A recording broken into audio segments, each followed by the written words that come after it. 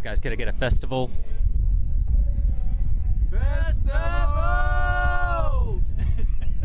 Great. It's the rallying cry for skunkers everywhere, and probably the best one I got on tape all weekend.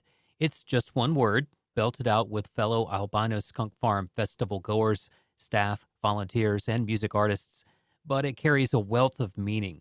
We take a crack at revealing the very many, very joyous meanings of this word in this special podcast edition of Southern Songs and Stories. We began with a festival from Karma and Toothbrush, two long-standing volunteers at the skunk farm, where if you help out long enough and do something noteworthy, the patriarch and founder of the operation might give you a nickname too. I'm referring to Glenn Ziegler, who everyone knows as Zig. Me, I'm your host, Joe Kendrick, and I don't have a nickname, not yet. We'll see. And there really was a skunk on the farm, an albino skunk, probably more than one. They don't seem to show up anymore, but they were there, and their myth grows a little larger every year. Well, we are so excited to be here with y'all on this beautiful spring day. We're going to play you one called Adrian.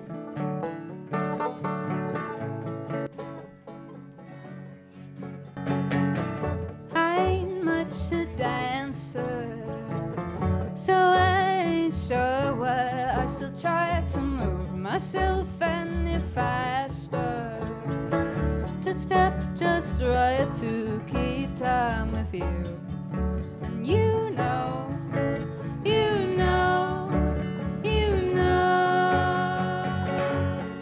That's Alexa Rose, who opened up the festival Thursday afternoon. But I'm getting ahead of myself. Let me begin at the beginning. I had heard about the Albino Skunk Music Fest in the fall and the SpringSkunk Music Fest already from my work at WNCW for many years. I'd just never gone there. I hadn't really put it on my calendar until as late as last February, when I traveled to Swannanoa, North Carolina, to meet with Aaron Morrell. Aaron and I had corresponded about collaborating together on Southern Songs and Stories. We'd already worked together, serendipitously, late last summer when Aaron heard us promoting the live remote broadcast of the album release show for the band River Wireless. Aaron filmed the performance and made a video out of it that knocked me out, and that was when I first learned about all the documentary films he was making with his Gray Sky studio. Fast forward through fall, and I'm looking for someone to work with to reboot Southern Songs and Stories. And pretty soon, we're meeting over coffee on a Friday afternoon in Swannanoa. We started tossing around ideas for a first subject, and I remembered Skunk Fest. It was just far off enough in the future that we could get our act together in time to make a go of it. Aaron and I figured it would be a great place to get a lot of material, a place with multiple storylines. And we were right. We wouldn't know just how right we were for about 8 more weeks.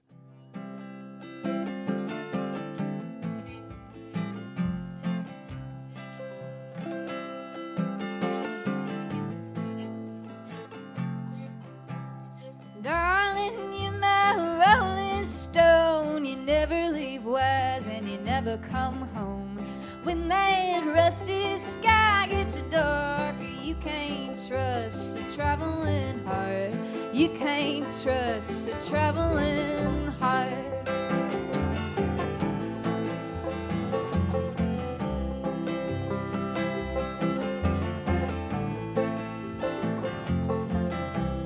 Darling, I'm your ne'er-do-well. With people like us, you never can tell what you want or who you are. You can't trust a traveling heart.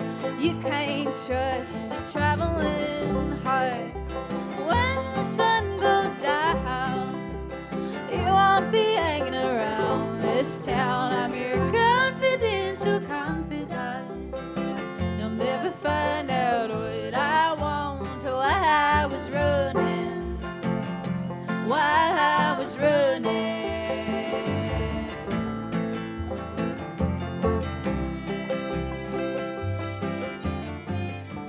That's Alexa Rose from the same set, and with one of the standout tunes from her new album, Low and Lonesome, a song called Traveling Heart. Aaron and I got to do a quick interview with Alexa and her fiddle player, Laura Durkin, at the festival, and that's posted at southernsongsandstories.com. We were so taken with her music that we're planning to do more of a full episode on her later. This audio, like all the audio throughout this podcast, is captured courtesy of Mark Johnson. He's known as Taper to his Skunk Fest friends. He's one of the people who was in my ear about the festival for years on end before I finally went. Now here's Holly Paul, who was another one of the big reasons why I knew something about albino skunk. You could say she's a fan. How do you describe Skunk Fest to somebody? How do you try to talk somebody in to coming there?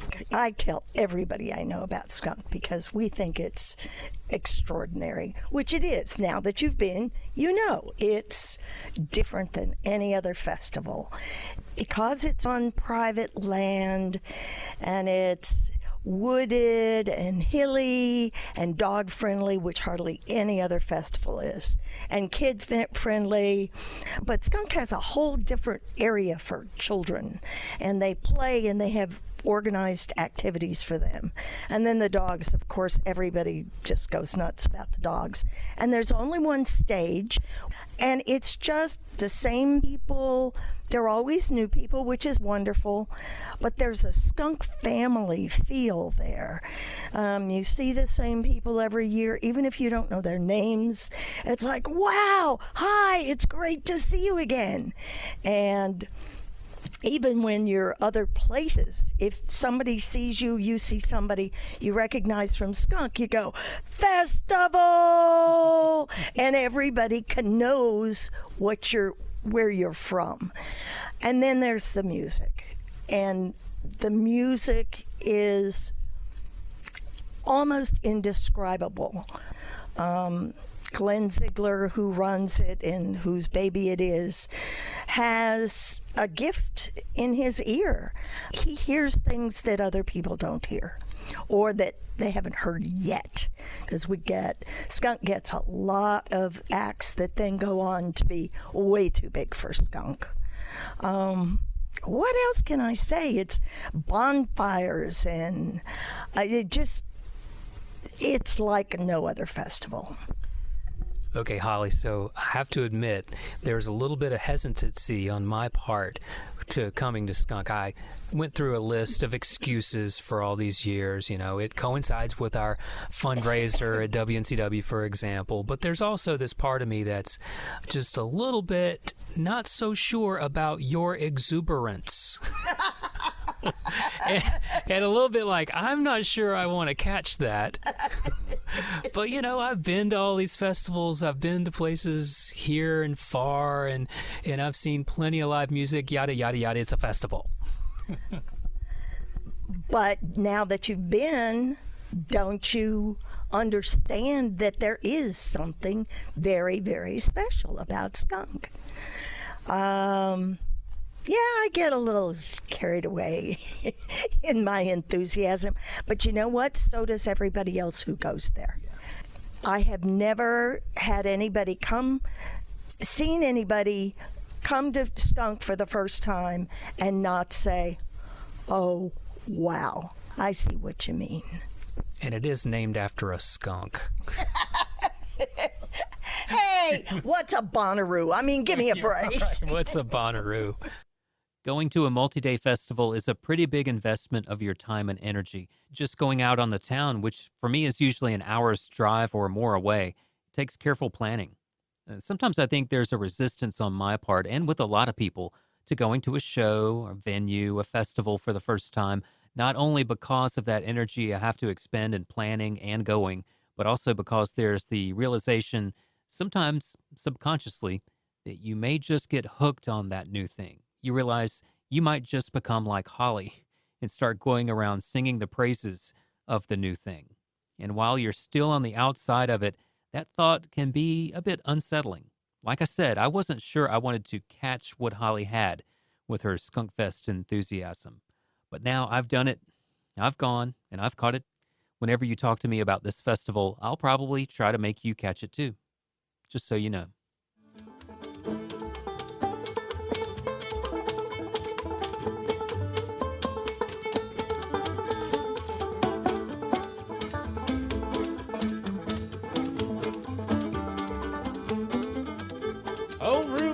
train run from England to Spain. Never got no letters from his home. It's oh lordy me, it's oh lordy mine. Never got no letters from his home.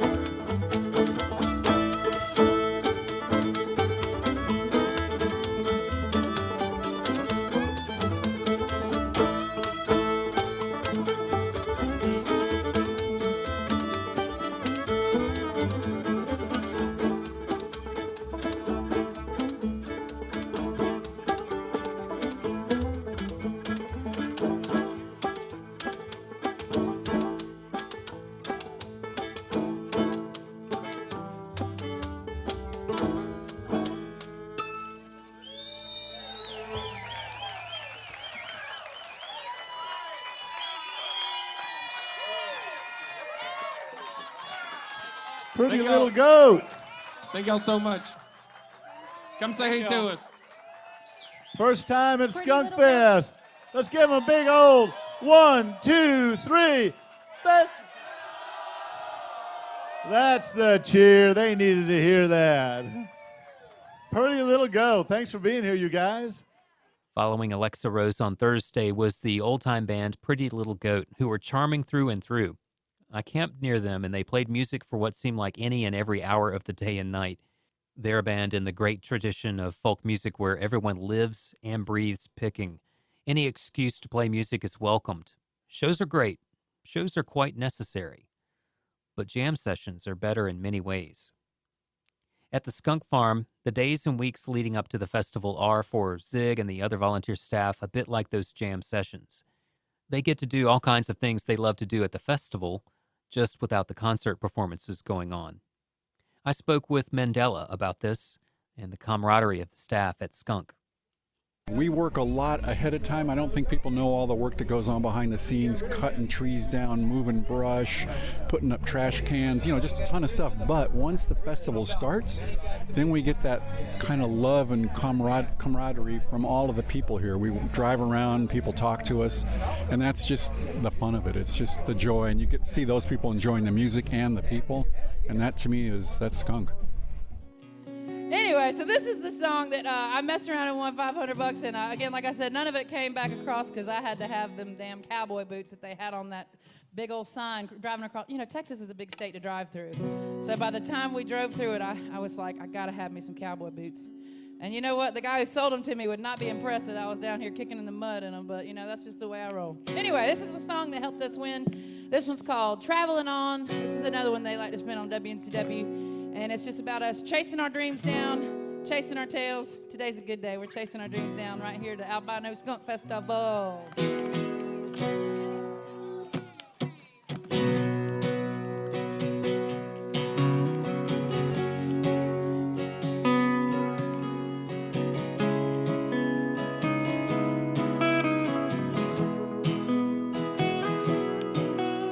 The sun gets higher, hotter still. Won't be coming home until I don't know, but the desert brings a relief, been meaning to drive for a week or so, but the mountains out there, they're skin and bone. I never could go at it alone. You're here with me, and I'm here with you. Traveling on just like we were kids on a merry-go-round and round. And we're somewhere in the middle of chasing our tails, chasing our dreams down. That's Nikki Talley and husband Jason Sharp playing Thursday afternoon. As of the recording of this podcast, Nikki and Jason are on an extensive tour in Arizona, New Mexico, and California in BB the van. The afternoon went on, and I got the feeling of everything kicking into gear, like you're really there and immersed in what's happening. The first few bands had played, and I was getting comfortable envisioning a weekend full of the scenes and sounds around me. Up next was Forlorn Strangers, a 5-piece band out of Nashville, where half of the professional musicians in the world now call home. That might be a slight exaggeration, but it may be getting close too. Nashville, especially for music along the lines of roots, Americana, and of course country, is where it's at nowadays.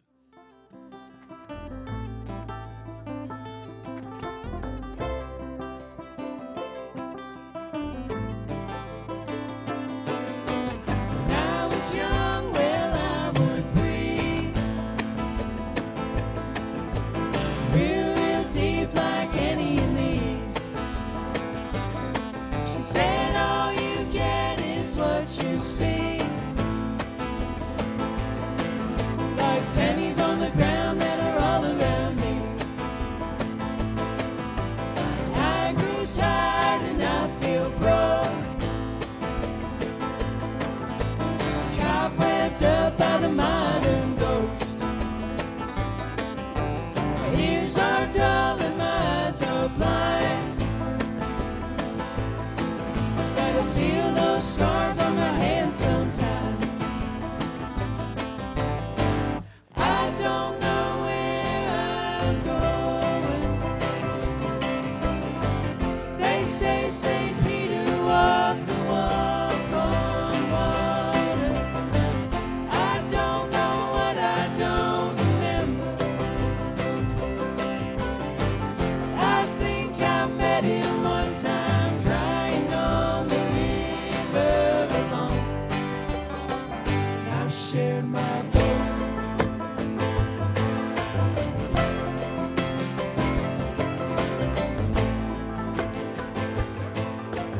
I wandered around behind the bamboo to Hack's Cook Shack, which was becoming my favorite hangout spot. There was always some food, some really good food being shared there. They can't feed everybody at the festival anymore, but they make enough for all the artists and many regulars to sample a lot. I talked with Maddie White about how that works. We actually do have quail for a late night treat, or sometime this weekend we'll have to make pictures of that too. The quail is from Manchester Farms, which is one of the largest quail conservatories on the East Coast, and it's completely ran by females. And these women are really doing some really cool stuff. That's one of the cool things about the skunk is, not only do we have our mills and stuff that we do for the bands and stuff like that, but having people come out and bring, like a case of oysters or, a couple cases of quail, it's really cool. It really shows you how much people love this place. So it really works out. I had never tried quail before then. It was really good and prepared very simply, just grilled with olive oil, salt, and pepper. We were hitting dusk when a band from Atlanta that I was unfamiliar with came on stage, Blair Crimmins and the Hookers. I had heard their name, but not their music. The energy level was about to go up a notch. This one's called You Gotta Sell Something. It's the first song off our new album.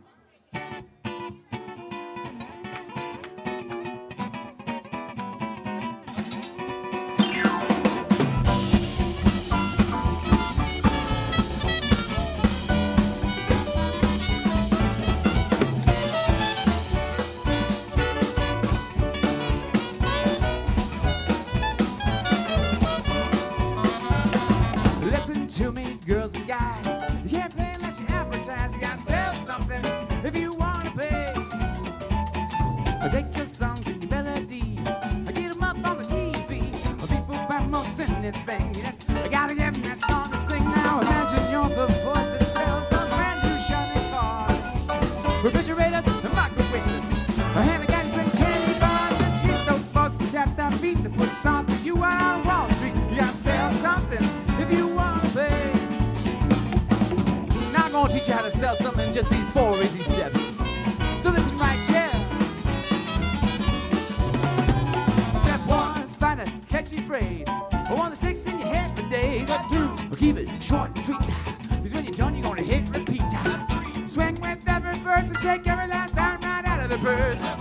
Grab your pen inside, right there on the dotted line. We're gonna have that song in every house and every national town. When the bands start playing live,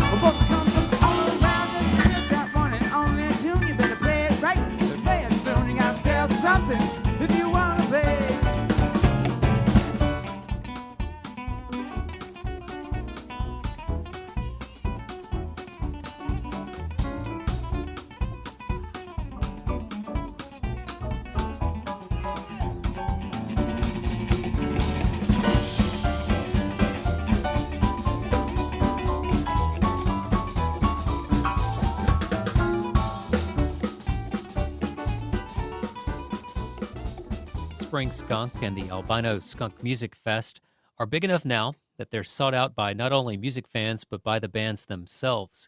Over the years, it has grown bit by bit in scope and reputation. The crowds have gotten larger, but it won't take in more than 1,000 or so people at a time. It still retains its original character and welcomes back fans and musicians who have been there for 20 years or more. But it has come a long way. Here's Jeff Karmilovich, known as Karma. Well, I started coming here about 10 years ago because of Toothbrush. He was my roommate in college, and he worked with Glenn Ziegler. And this whole thing is about Glenn Ziegler and Glenn having a good time, having a party in his backyard, and wanting to share that with other people. We all really love music. Half of us are horrible musicians who wish we were better. Jeff sings well. I don't do anything well, but we all really love music. Glenn really loves music, and he wants to have a party and share good music, whatever type it is, with other people. And it could be bluegrass, it could be blues, it could be old-time music, it could be Americana. That's why we're all here. And so Glenn puts together a party to share that in his backyard with everybody. I moved here in '91, and at that time, it wasn't a thing yet. Met Glenn through work, and I was invited to a weekend trip that he used to do to go whitewater rafting at the Gauley River. And that's how it kind of started, as we did that, and then we went to Merle Fest and got into the music stuff and realized we had a common interest in some of the bluegrass stuff. And then it was not far after 91. It might have been 93 or 4 that he started. And the first year was just like, hey, we'll invite some of the pickers around this area to come out and play some music. And then after that, he quickly wanted to ramp it up and said, well, what if I got this band? Or could I get this person? And he started researching it and booking larger acts, and it was amazing. The first few years it was by donation. It became, you just put money we had this hollowed out log. It was kind of a branch, a hollow branch, and that was where you'd stuff dollar bills in there, preferably 20s. But people would come, shove some money into the hollow log, and we had a corporate or a sponsor with United Rentals early on that did a lot of barbecue for us. They came out and cooked all night long, and that model kind of started to dissolve as he tried to get bigger and better acts out, and eventually went full tilt and became a paying festival. That was Jeff, known as Toothbrush. He got the nickname Toothbrush because he went on a road trip and all he showed up with was a toothbrush. He doesn't seem to mind being called Toothbrush, by the way.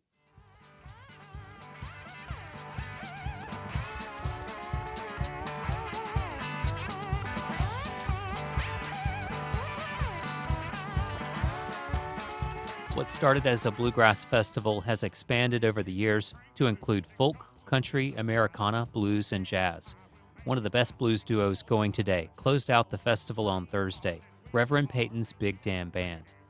The late Steve Hecht, a pillar in the blues music scene and longtime blues host at WNCW, once came to a fundraiser at the radio station wearing a Reverend Peyton shirt. He loved them and told me about how many young fans they were bringing to blues music, which was more and more of a rarity these days. Now, Reverend Peyton didn't do it in the same way that, say, R.L. Burnside did it when he made records with Tom Rothrock. Reverend Peyton didn't update the sound of the blues that way at all. More like the opposite. They took it back to its roots. They stripped it down. And they injected their own energy and churned out album after album of memorable songs. I'd always been interested in them, but hadn't quite been a real fan yet. And that was about to change.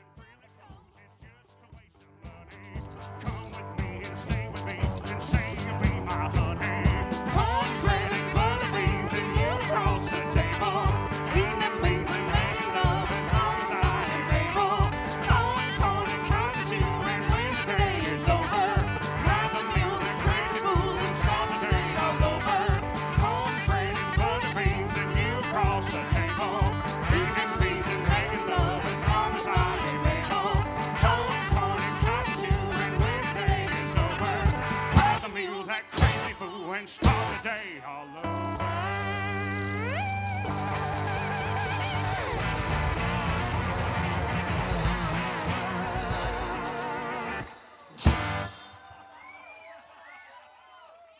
Thank you so much. I feel better now. All right, now I have a quiz. I have a quiz to ask you. This is like a pop quiz. It's very important. There's 2 questions. Question number 1. Who here has never been to a baseball game? That's what I thought. That's what I thought. These are rhetorical questions, ladies and gentlemen. I know the answers to them, all right? Now, question number 2. And pay very close attention to how I ask this question. I do not want to hear about it after the show. I do not want to hear about it after the show. Pay very close attention. Raise your hand if your mom made you go to church on Sunday when you were a kid. I didn't ask if you go to church now. I said your mom made you go to church on Sunday when you were a kid.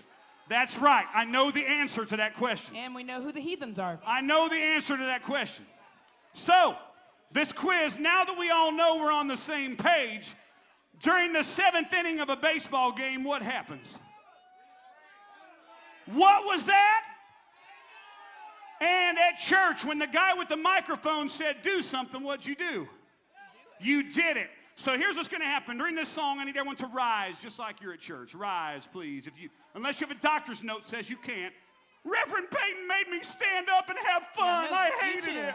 I know you got white gloves on, but we're talking to you too. You're going to understand in a minute. We're going to get some religion right now, ladies and gentlemen. The rock and roll variety. All right, now, this song has 3 verses. 1, 2, 3. Verse number 1. When I sing, clap your hands. Y'all are going to clap your hands like this. Clap them. Harder. Okay, no, 1, 2, 3, 4, 5, 6, 7, 8, 9. If you clap, it's only 4. 1, 2, 3, 4. If you're clapping 5 and 6, man, you're over the top of me singing. You know what I mean? I can't have that now. I can't have that. Let's try it again. Only everybody, as hard as you can, clap your hands like this. Harder. Oh, my goodness, that's a beautiful thing. Now, if you're on this soft surface, you're going to have to maybe stomp with both feet. But when I sing stomp your feet, y'all are going to stomp your feet like this. Stomp them. Harder. Harder. I can tell when you're not stomping, Blondie. Your body wasn't moving, so you obviously were not stomping. See you moving. Move. Don't bullish me. I'm watching you. That was pretty good, sir. Thank you. All right. Now, verse number 3. Now, ladies and gentlemen, this is the most important one. Please don't let me down here. This is the money verse. This is going to decide how the rest of the song goes, the rest of the show goes. This could decide how the rest of our lives go. Do you understand what I'm saying? When I sing, scream out loud, you will. Now, legitimately, I heard maybe 5 or 6 people screaming. Hang on now. What I do not want is yelling. I don't want hollering. I don't want you to woo like it's a sorority girl party. I want you to scream like you have been shivved in prison. You understand what I'm saying? Let's try it again. I said scream out loud. I think that hit close to home for a couple people out there, Rev. Some of them don't have to pretend. All right, good. All right, now, no more dress rehearsal. This is the real deal. Let me just get my bass player going here.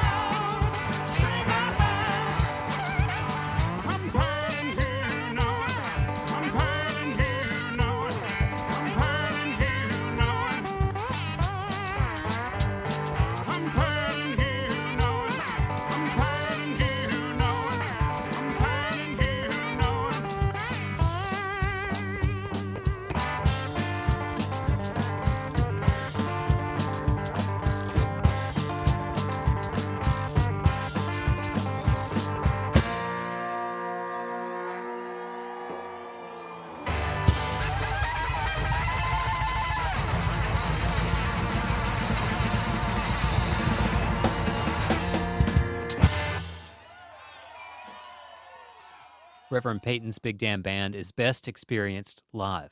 They were on fire, figuratively and literally. Breezy Peyton likes to set her washboard on fire on stage. Later in the set, Reverend Peyton whipped out his axe, a real axe, made into a 3-string guitar. It was just the best. And so day 1 came to a close. Sometime around 1 a.m., I went back to my van and called it a night. Up next, episode 2 in the series of podcasts on SpringSkunk Fest, as I dive into more music and conversations here on Southern Songs and Stories. Stay tuned. We're going to see music. Can we get a festival? Festival!